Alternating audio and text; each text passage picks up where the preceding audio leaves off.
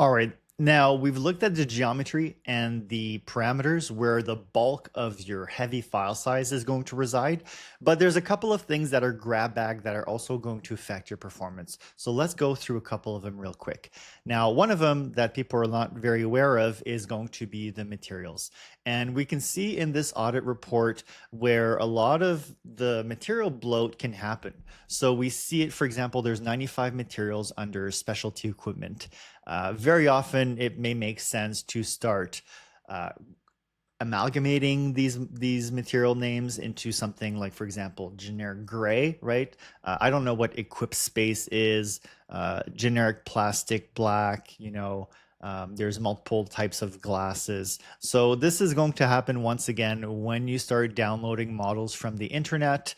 Models from the internet manufacturers, like I said, are some of the worst families that you can possibly do. As we can see here, this is super over detailed and it brings no value to the project. So starting to merge your material names is going to have some effect on the performance. And more importantly, you're not going to have 500 materials when you try to go model and you're looking through your materials list.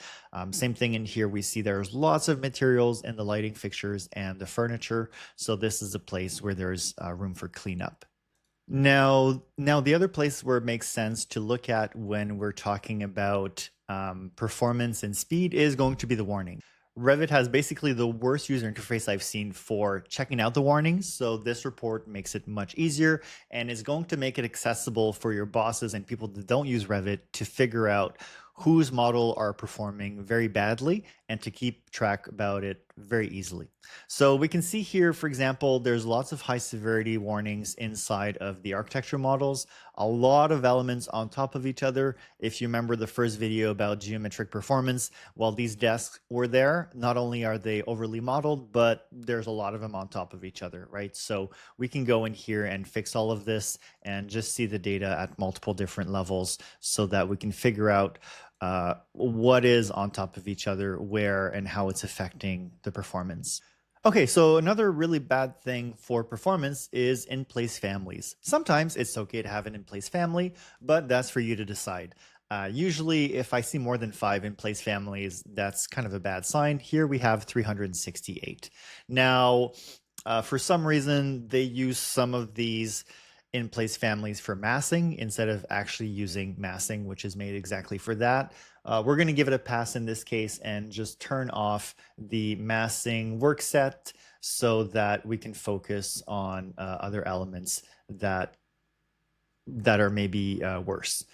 All right, so let's look at what we have here. We can obviously go one by one, but what we see is there's not too many words for this. It's called laziness. So when you don't want to make an actual family and you decide to make an in-place family, here, they're guilty. So we can go through this and just see that there's a bunch of bad decisions that have been made, lots of in-place families.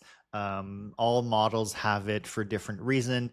And probably the worst one is going to be the structural model and the structural framing. So when you see structural framing 109, that's just kind of a clear sign saying, I don't know how to do my job. I don't know how to use Revit to make structural element, right? If you need to do an in-place family for this type of thing, you don't know how to use Revit to do a structural element. So please get rid of all of these things and use the software as you should. So getting rid of all of these useless in-place families that shouldn't be modeled, same thing with the stairs, right? A lot of these stairs, they're in-place families. Not only are they in-place families, they're marked as walls. So double guilty in this case, I would say.